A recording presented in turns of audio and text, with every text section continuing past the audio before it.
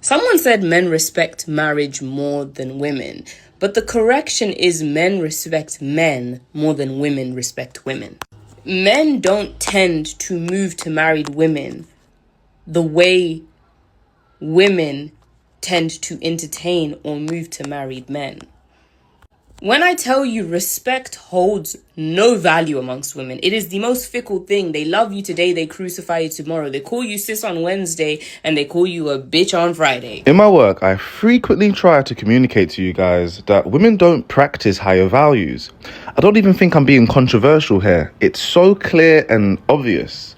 Higher values are for men, and men are the only actors in society who actually practice them. Women are driven by their emotions, and you can't both be driven by your emotions and your values. It's either one or the other. And the women choose their emotions every single time. Women pretend to be driven by values when they want to garner the respect of a man. But when shit hits the fan, when something goes wrong, or when she has to make a big decision in life, the woman will abandon her values in favor of her emotions every single time. If this was a man, he would be called a coward. But we don't call women cowards because we know this is just what a woman is.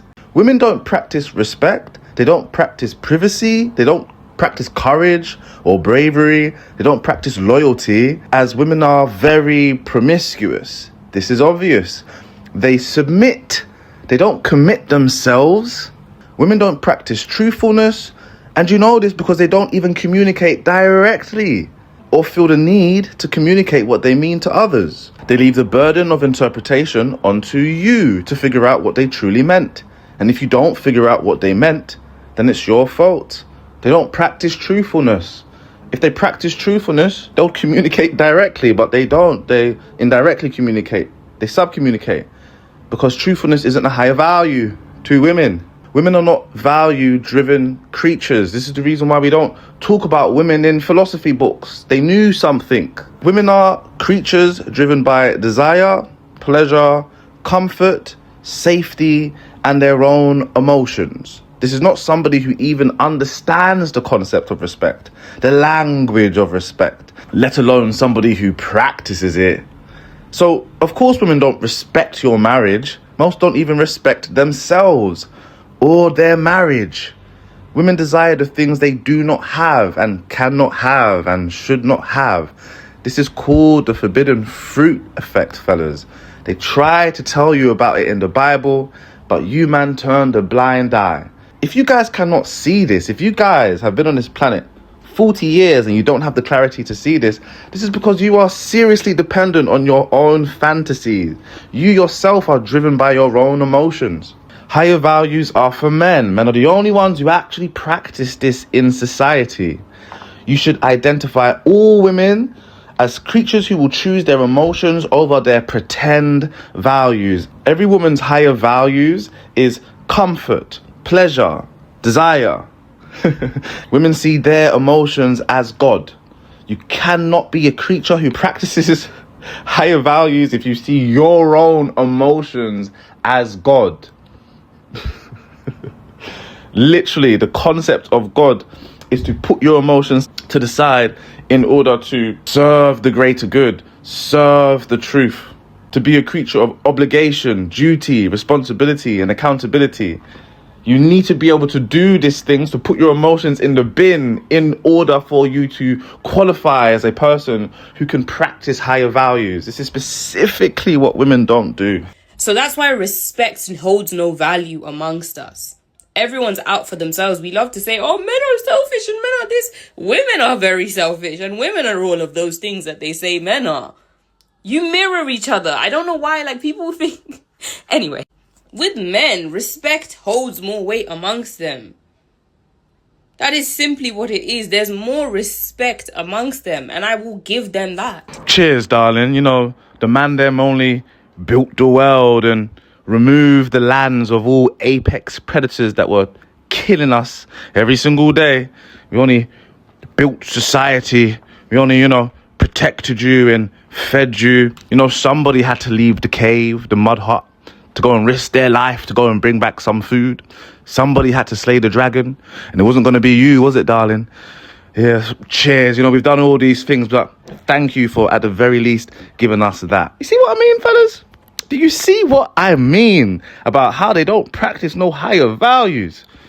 Even this woman herself. Listen, fellas, when you go online and you see these women talking like this, and you're thinking, there's a few good ones. Brother, I promise you, this woman practices no respect either. All right, so fellas, before we proceed, I want to make something very clear to you. This is a disclaimer, all right? With the work that I do, I want to ensure that you men do not pedestalize women, and I think I'm very, very successful in doing that. But at the same time, I don't want you guys thinking women are so beneath you. That's wrong. I don't want you guys only valuing women for sex. Start friend zoning women. You don't have to only talk to a woman because she's attractive. You don't have to only be nice to a woman because she's attractive. Women hold a lot of value. A lot of you guys who are trying to attract 8, 9s, and 10s, it might be through a female friend. It might be through a female friend. A lot of you guys need to desensitize yourself to the woman as well. A lot of you guys, you go long periods of time without speaking to women. You're not going to be able to deal with a woman you're really attracted to if you're not exposed to women. In a way, you kind of need to be desensitized by all of the arousing elements of a woman. You need to be around women so you can learn how to speak the language of women. You can learn how to deal with a woman romantically through your platonic relationships with women. Start friend zoning women. Don't just value women based on how they look. Like a 5 out of 10 is valuable. A 6 out of 10 is valuable. Stop being one-dimensional with a woman. All right. A lot of you guys who only look at women based on how attractive they are, that makes you one-dimensional. That automatically makes you unattractive. Women are attracted to men who are multi-dimensional. All right. So, but if you can only see one use out of the woman, that will automatically make you come across as one-dimensional yourself. All right. So you're really shooting your own self in the foot, shooting your own self in the chest by not valuing women correctly. You don't pedestalize them, but then don't look at them as inferior to you, because chances are they're not. That's a fallacy. All right. Learn how to view them correctly and value them for more things. Learn how to string women along. Learn how to string women along. Women who like you, but you don't like them. Do that. The women do it to you. Do it to them. There's a reason why they do it to you. There's a lot of opportunities that can come from there. And you never know, you can end up liking them in the future. This is the truth. And learn how to friend zone women. Start friend zoning women, fellas. Come on. All right, let's move on. As fucked up as this sound, one of the curses that God gave the devil and the woman, that they're going to have a special relationship with each other. Fellas, the story of Adam and Eve is full of so much insight and wisdom. Even if you are not spiritual, even if you're not a Christian, there is so much to learn from it. It is an allegory. I'll say that again. It is an allegory. If you don't look at the Bible as a moral doctrine, there is so much to learn from it. I will play it again, and then I'll explain what he means by women have a special relationship with the devil. As fucked up as this sound, one of the curses that God gave the devil and the woman, that they're going to have a special relationship with each other. He's going to always be able to torment her mind. It's the access that he have to her. As a man, we have a closer relationship with God and the greater good because we are tasked with continuing the human race, protecting the human race, providing for the human race. Even in courtship, our goal is to approach, and women's goal is to avoid, is to deny, is to reject, is to wait out. We are tasked with protecting the human race or protecting our people. We are tasked with sacrificing ourselves as an obligation for the human race or for our people. We are tasked with putting the greater good above our own needs, above our own emotions, and above our own wants and desires. As men, we bend and submit to the truth. The woman bends and submits to her truth, to her needs, to her wants and desires. She serves her emotions, not the truth, not God, not the human race, not her people. And she hates the idea of sacrificing herself for anything. And most women never do. The The woman, if not made to submit, sees herself as God. Because of this, women are not driven by higher values or higher morality. Women are driven by their emotions and aspire towards the lowest values of her environment. If men do it, then she will do it. This is why it's so crucial that us men are also tasked with leading by example. This has nothing to do with values to the woman. Because she does not practice higher values, she does not build character, bravery, courage, or resilience, or the types of perspective and psychology that is needed. So the woman is a creature of fear, not faith. I'll say that again. The woman is a creature of fear, not faith. Creatures of fear are also driven by shame, fellas. The devil has access to any creature who is driven by fear and shame. The devil also has access to any man who is also driven by fear and shame. But because women are driven by fear and shame, her highest values is desire, pleasure, comfort, and security, and even the taboo. All things that the devil and all evil forces, all dark principalities, all dark ideologies need in order for it to work its magic, in order for it to possess an individual. It's very easy for evil to possess women, and it does. And this is why the snake made its way to Eve, not Adam. And we fall further from God, meaning it's harder for us to hear from him. Not that the devil has access to us. Our punishment, well, we got to work the land and struggle in this and always have a weakness for her. Her nature is to always conquer you like she conquered you to bring you from God. That's her nature. To get you in her, to shape your routine, get you on her schedule, do this. Baby, do this for the kids. That's her nature. And be at the barbershop telling them how she conquered you. It's her nature to conquer you. The beast, nigga. The beast is the nature of God, nigga. To submit you to under, nigga, now you can't go do what you want to do. Now you're not in purpose. Nigga, your goals is put to the side for her. When you not there, if she not in church, if she not listening to music, she got a special relationship with who? When she not there, you in your head talking to God, trying to figure out how you getting better, feeling shame about this. You thinking with your thinking man, your spirit man. You have to go into an environment, nigga, to access the devil as a man. She don't. She wake up with him, nigga. So if you are a Christian, or even if you're not a Christian, if you take this as an allegory, you would understand that our jobs as human beings, if you're a man, is to be better than Adam, and if you're a woman, is to be better than Eve. But Adam and Eve, they represent our lower nature. The woman's desire for power and to be like God, and the man's weakness for the woman, the man's desire to please a woman, the man's susceptibility to put a woman before his God, before his higher calling, before his purpose, before the truth. The difference between Adam and Eve, however, is that the man has the ability to make himself better than Adam.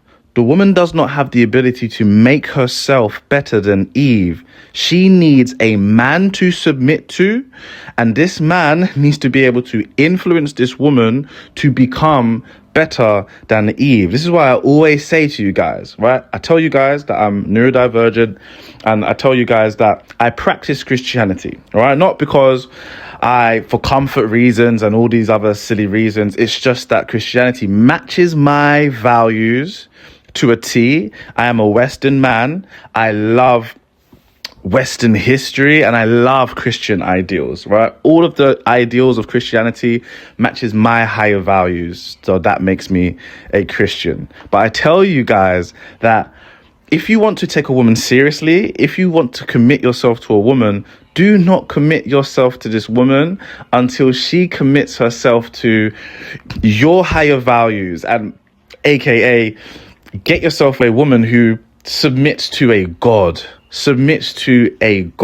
right? Because this is the only way that a woman is going to be practicing higher values. A woman cannot just not submit to a higher force. The woman will always ultimately see herself as that higher force, as God, and her life will be focused on making you submit to her, conquering you so you can serve her needs and expectations and stop you from serving the needs and expectations of your higher self, your higher calling, your higher consciousness, your God. This is just life, fellas. And what you will find is when you're dealing with women, she will quickly identify what your purpose is. If you don't have a purpose, you won't really be attracted to. She will identify what your purpose is. And one of her main tests is trying to see if she can move your purpose away from your purpose and onto her. And she'll do many things to see if she's able to do this. She will become an enemy of progress towards your goals. And she will use her emotionality in order to divert you from your God and make her a God. The woman knows that no human being can serve two masters. You cannot serve two gods. All right. And so she identifies what your God is, and she'll try to make herself into your God. And she'll do everything within her power to be able to do this. All right. And success here, fellas, for your good, for the woman's good, for the greater good, for humanity, is that she's not allowed to do that. You need to be better than Adam. You need to be a creature that cannot be exploited, cannot be manipulated, and you most certainly need to be a creature who does not bend to the emotionality or to the beauty of a woman. When a woman fails in being able to do this, good things happen. Dynasties happen. Love happens. Monogamy happens. Faith happens. But if she succeeds in being able to do this, then only bad things can happen. This is the element where I always say to you guys that in your relationship with a woman, you must defeat her. You must defeat her in the early stages of that dynamic, because she's going to challenge you and she cannot win. But simultaneously, what happens is by her not winning in her attempts to defeat you, conquer you, and make you see her as your God, she will respect you, she will admire you, she will fall in love with you, and she will follow you. She will realize that you have more power than her. A man who submits himself to the greater good, to his higher calling, to his higher consciousness, is a man with more vitality than the woman. It's a man with more grandiosity than the woman. So many of you men do not understand what your power is, and it's because you're not accountable, you're not responsible for anything greater than yourself. And because of this, you don't have the vitality and the grandiosity in order to compete with a woman. The only way that you can match the woman's self-grandizing sense of grandiosity and importance is by you serving the greater good, you serving your higher values, you actually practicing your higher values, establishing your higher values and living your life in accordance to that. Truly, the woman will test these things. And when she realizes, wow, you are a man who is truly dedicated to his higher self, that's when she identifies that you have true grandiosity stemming from a true place. You will not be able to have this level of vitality, vim, vigor, and grandiosity if you only serve yourself. It's impossible, fellas. And these are the benefits. These are the reasons why men commit themselves to the greater good, to the God. Why men lead a life of obligation. If you can truly become somebody who is driven by obligation and not somebody who is driven by desire, comfort, pleasure, security, like a woman is, then you will be very attractive to a woman. You will be sexually attractive to a woman. And naturally, you will create all of the narratives, the stories, the circumstances, and the experience that draws the woman into you, fellas. All right, guys, thank you so much. Thank you for your continuous support. Please like the channel. Please leave a comment. Let me know what you think. Please support the channel. Send me an email if you want to sign up for one-on-one coaching. Thank you, guys. Take it it easy. We'll see you on the next one.